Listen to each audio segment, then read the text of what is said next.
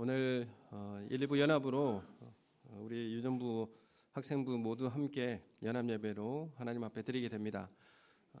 함께 예배 드린다는 것은 참 의미 있고 뜻 있는 그런 시간이라고 생각되어집니다.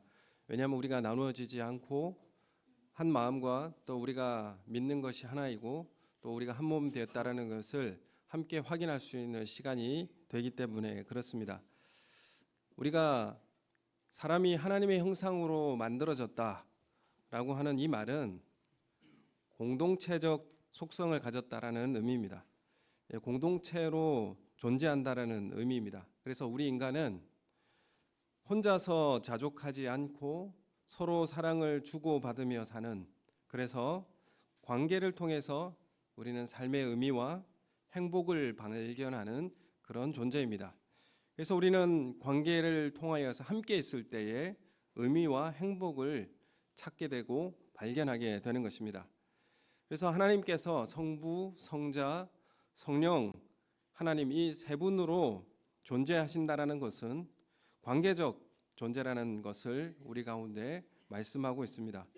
그래서 삼위일체 교리는 참 우리에게 중요한 의미를 우리에게 말씀하고 있고, 하나님은 이 사랑의 관계를 통해서 의미와 행복을 발견하시는 분입니다. 그래서 우리가 하나님의 형상을 따라 만들어졌다고 한다면 우리도 이 공동체적 속성 가운데 그 사랑의 관계를 통해서 그 의미와 행복을 발견하게 되는 것입니다. 그래서 우리가 교회로 함께 공동체로 모인다라는 것, 이것은 하나님의 형상을 우리 삶을 통해서 반영하는 것이고, 우리가 함께 존재함으로 하나님의 성품과 속성을 드러낼 수 있게 된다, 그런 의미가 담겨 있는 것이죠. 그래서 아무리 우리가 물질적 조건이 좋아도 관계가 좋지 못하면 행복할 수가 없고 거기에서 의미를 찾을 수도 없게 되는 것입니다. 우리가 좋은 집에 살고 좋은 여건을 가지고 있다고 할지라도 관계가 좋지 못한다면 그 삶은 행복을 찾을 수가 없고 의미를 발견할 수도 없습니다. 함께 살아야 하지만 함께 사는 것을 힘들게 하는 게 있습니다. 왜 우리를 함께 있지 못하게 할까? 왜 그럴까요? 타락 때문에 그렇습니다. 죄의 타락 때문에 그랬습니다.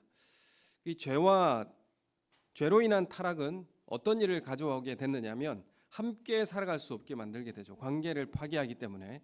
그래서 이 죄로 인한 타락은 경쟁과 착취 그리고 지배를 통해서 자기 이익을 극대화하기 위해서 쌓고 축적하고 이런 일을 하게 됩니다. 그래서 내가 하나님으로부터 관계가 깨어졌기 때문에 하나님의 영원한 자원을 공급받는 우리가 끊어져서 결핍을 느끼게 되는 것입니다. 그래서 경쟁과 착취와 빼앗는, 그래서 축적하고 내가 그 안에서 축적한 것으로 내가 살아보려고 하는, 그래서 하나님을 신뢰하는 곳에서 떨어져 나가서 홀로 잘 살아보려고 하는 그런 일을 하게 되는 것입니다. 그래서 이것이 죄의 결과가 어떻게 나타나는 거냐 하면 관계의 파괴로 나타나게 되는 것입니다. 이 죄의 타락은 결국에는 관계의 파괴로 나타난다, 이렇게 말씀드리면, 그럼 구원이라고 하는 것은 어떻게 나타나겠습니까? 구원이라고 하는 것은 관계의 회복으로 이루어지게 되는 것입니다.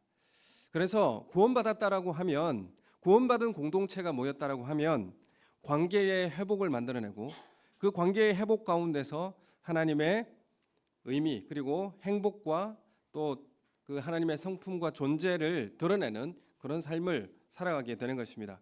그래서 이 구원이라고 하는 것은 하나님과 화해한 관계가 되었다, 이런 의미가 거기에 담겨져 있는 것이죠. 우리가 알 때의 구원이라고 하는 것이 영원하게 산다, 지옥에 갈 것을 천국으로 다시 돌아가게 됐다, 이거는 아주 단편적인 이야기고, 우리가 구원받았다라고 하는 것은 하나님과의 단절된 이 관계가 회복되었다, 화해한 관계가 되었다, 사귐의 사랑의 관계가 되었다, 그런 의미가 담겨져 있는 것입니다. 그리고 우리는 화해를 누리게 되는 것입니다. 그래서 나는 구원받았다, 이 말은 나는 하나님과 관계가 회복되어지고 화해되었다, 원수되었던 관계가 화해되었다, 그리고 사랑의 사귐이 시작되었다, 이런 의미가 담겨져 있죠. 그래서 내가 구원받았다라고 하면 여러분은 주님과의 사귐의 교제가 이어져야 됩니다. 주님과 교제하고 주님의 만남이 기쁘고 행복한 그 사귐의 교제가 이어져야 되는 것이죠. 그래서 사랑의 사귐이 시작되니까 얼마나 행복과 그 삶의 의미를 발견할 수 있겠습니까? 우리는 어디서 구원을 받게 되었습니까? 우리는 구원이라고 하는 것을 어디서 알게 되었습니까? 교회에서 알게 되었지 않습니까? 공동체 안에 이 교회 안에서 우리는 이 구원에 대해서 알게 되었고 구원을 얻게 되었습니다. 왜냐하면 교회만 세례를 줄 수 있기 때문에 그렇습니다. 교회에서 목사만 세례를 줄 수 있는 권위가 있기 때문에 그렇습니다. 그래서 우리는 구원받은 것은 교회라고 하는 공동체에서 알게 되었고 그리고 화해를 누리게 된 것입니다. 그래서 교회 공동체 그리고 서로 사귐의 공동체 안에서 우리는 이 교회 공동체 안에서 화해를 경험하고 그 안에서 개인의 구원도 얻게 되어지고 확인되게 되어집니다. 그래서 내가 먼저 개인적으로 확인하고 공동체에 이렇게 나가는 것이 아니라 공동체 안에서 구원을 얻게 되어지고요. 알게 되어지고 그래서 그 개인도 구원을 얻는 길로 걸어가게 되는 것입니다. 그래서 공동체성이 우리에게 이전의 시대에는 많이 그렇게 강조되지 않았지만은 성경을 연구하고 또 말씀을 통하여서 이 공동체성이라고 하는 것이 얼마나 중요한가를 우리에게 알려주고 있습니다. 그래서 교회라고 하는 곳은 사귐의 공동체, 화해를 경험하게 하는 것입니다. 그리고 교회는 많은 사람들과 온 우주 만물의 회복을 위해서 하나님은 교회를 세우셨고 공동체를 부르셨습니다. 그래서 교회를 통하여서 온 우주 만물이 화해하고 회복할 수 있도록 하는 그런 도구로서 교회를 세우신 것입니다. 그렇기 때문에 교회는 영광인 것입니다. 그래서 교회를 영광이라고 부르는 것입니다. 하나님의 영광을 교회를 통해서 이 화해의 이 일들을 해 나가는 것. 그래서 공동체를 통해서 내 개인의 구원과 또한 온 우주 만물을 화해시키는 그 일을 위해서 교회를 부르셨기 때문에 교회는 영광이라 이렇게 말씀드릴 수가 있는 것입니다. 우리 사랑하는 성도님, 우리 사도행전을 잘 알고 계시죠? 사도행전이 아니죠. 사도신경. 우리 사도신경은 항상 예배 전에 항상 우리가 고백합니다. 이 사도신경은 무엇입니까? 내가 믿는 것에 대해서 고백합니다. 내가 믿는 것은 무엇인가? 이것을 고백하고 있는 것인데 무엇을 믿습니까? 세 가지로 간단하게 이야기하면 첫 번째, 나는 성부 하나님을 믿습니다. 두 번째, 나는 성자 예수님을 믿습니다. 세 번째, 나는 성령 하나님을 믿습니다. 이게 세 가지예요. 사도신경은 그래서 우리가 믿는 것이 무엇인가? 이것을 고백하는 것입니다. 첫 번째, 성부 하나님을 믿습니다. 성부 하나님 어떤 분이십니까? 전능하신 아버지 하나님이시오 천지를 창조하신 분입니다. 이렇게 나는 믿습니다. 두 번째, 성자 예수님을 믿습니다. 성자 예수님은 어떤 분이십니까? 아버지 하나님의 독생하신 예수 그리스도이시고 성령으로 잉태되시고 동정녀 마리아에게 나셨고 사흘 만에 죽은 자들 가운데서 부활하셨고 하늘에 오르셨고 하나님 아버지 우편에 앉으셨고 심판하러 오시는 것을 뭐라고 합니까? 믿습니다. 이게 예수 그리스도를 믿습니다 합니다. 그리고 세 번째, 이게 오늘 하고 싶은 말인데 성령 하나님을 믿습니다. 자, 이 첫 번째, 두 번째, 세 번째 중에서 성령 하나님을 믿습니다라고 하는 것은 이 성령만 나타나고 있습니다. 왜냐하면 성령 하나님이 계신가 안 계신가에 대해서 궁금증이 많았거든요. 그래서 성령 하나님을 믿습니다라고 이렇게 표현하고 있습니다. 그 성령 하나님은 어떤 분이신가? 뒤에 보면 거룩한 공교회를 믿습니다. 이렇게 나오죠. 그리고 성도의 교제를 믿습니다. 이렇게 나오죠. 그러니까 성령 하나님을 믿는데 왜 교회를 믿고 교제를 믿습니까? 이렇게 왜 이어지죠? 왜냐하면 교회를 세우는 데 있어서 교회를 조성하시고 운행하시는데 누가 이끄신다는 것입니까? 성령 하나님께서 역사하신다는 사실을 나는 믿습니다. 이 고백이죠. 그리고 성도의 교제를 믿습니다. 이거는 어떤 의미입니까? 성령 하나님께서 우리 성도의 교제 가운데 주관하시고 역사하신다는 사실을 믿습니다. 이게 바로 성령 하나님을 믿습니다에 대한 그 세부 내용들입니다. 그래서 계속 뒤에 가면 죄 사함을 믿습니다. 육의 부활도 믿습니다. 영생을 믿습니다. 다 누가 주관하시는 분입니까? 성령 하나님이 역사하시는 그 영역이라는 거죠. 그래서 이것을 성령 하나님께서 하시는 영역에 대해서 내가 믿습니다. 이 고백을 우리가 하는 것이죠. 그래서 사도신경을 우리가 항상 외울 때에 그냥 예배 전에 주문 외우듯이 하는 것이다 이렇게 생각하지 마시고, 나는 성부 하나님 이런 분을 믿습니다. 성자 예수님 이 분을 내가 믿습니다. 성령 하나님 이런 분을 내가 믿습니다. 이 고백을 공동체적 신앙 고백을 가지고 하게 되는 것이죠. 그래서 성령 하나님으로 인해서 교회가 세워지고, 또한 교회 공동체 서로 사귐의 공동체 안에서 화해를 경험하고, 그리고 개인의 구원도 그 교회에서 얻게 되게 되는 것입니다. 그래서 교회는 많은 사람들과 온 우주 만물의 회복을 위해 교회를 부르셨고 공동체를 만드셨습니다. 그래서 교회를 나는 믿습니다 이렇게 고백하는 것, 여러분 교회를 믿습니까? 교회를 믿는 게 아니라 성령 하나님께서 교회를 통해서 하실 일을 믿습니다 이 고백을 하는 것이죠. 교회를 통해서만 하실 수 있는 이 일을 나는 믿습니다. 그래서 우리가 교회가 중요하다는 사실을 우리에게 알려주고 있는 것입니다. 그래서 그 두 번째로 나오는 것이 뭐냐면 성도의 교제를 믿습니다. 우리 성도의 교제를 믿는다. 이것은 성령 하나님으로 인해서 성도의 교제가 이루어짐을 믿는다는 그런 고백이라는 것이죠. 그래서 이 교제라고 하는 것이 상통이라고 번역하기도 하고 교통이라고 하기도 하고 통공이라고 하기도 합니다. 교제라고 하는데 헬라어로는 코이노니아, 라틴어로는 코미니오. 이게 다 똑같은 말입니다. 이게 계속 이야기하니까 어렵게 느껴지지만 다 교제라는 그런 의미인데, 성도의 교제는 성령 하나님의 역사 가운데 이루어진다는 사실을 우리에게 알려주고 있죠.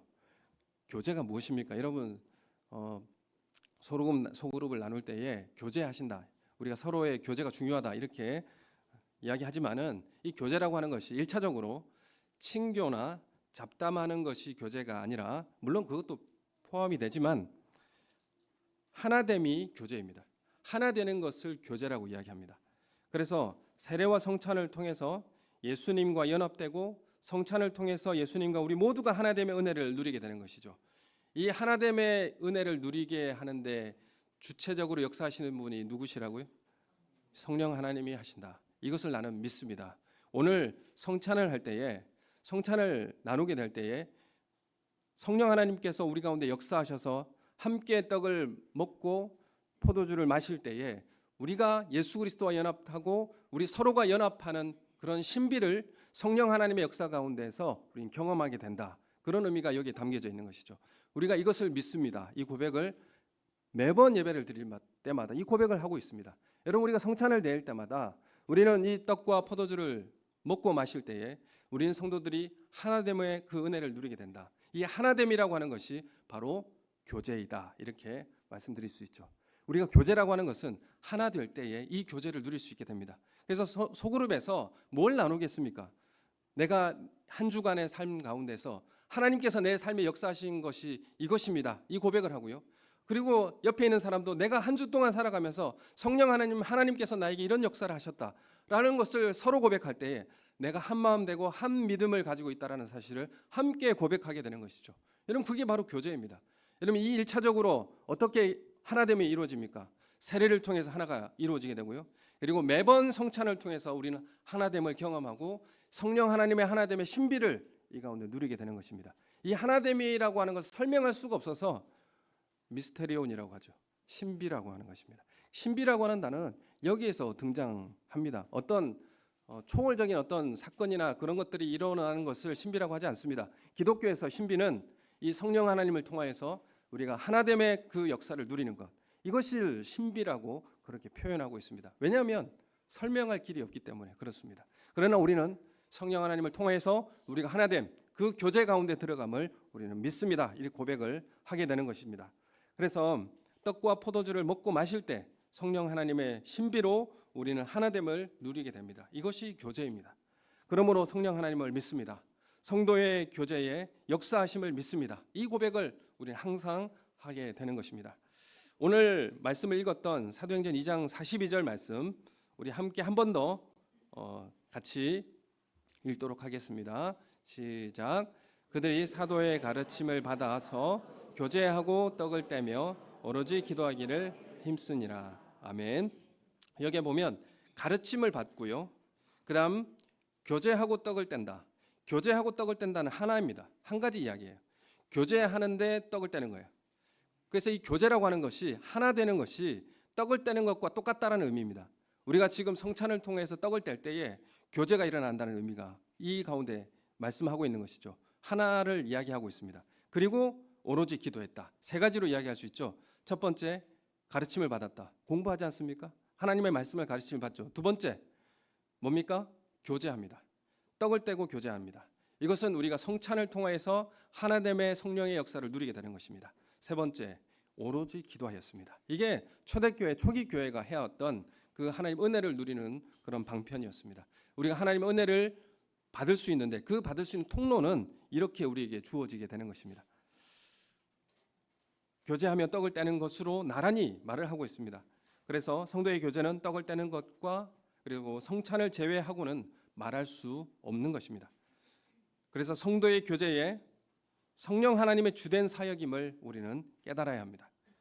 성령 하나님은 바람 그리고 숨을 뜻하는 영으로서 우리에게 부활과 생명을 주십니다. 그리고 성도들에게 서로 교제하게 하시고 죄사함의 은혜를 베푸시는 것입니다. 성령의 은혜와 하나 되게 하심과 성도의 교제가 오늘 이 성찬 가운데 우리 모임 가운데 우리 공동체 가운데 함께 하시기를 예수님의 이름으로 축원합니다. 우리 함께 성령 하나님 오늘 이 자리에 임하여 주시고 우리가 떡을 떼고 잔을 마실 때 성령 하나님 역사하여 주시옵소서. 우리 하나됨의 교제를 누리게 해 주시옵소서. 우리 나같이 함께 기도할 때에 우리 장로님들 준비해 주시면 좋겠습니다. 함께 기도하겠습니다.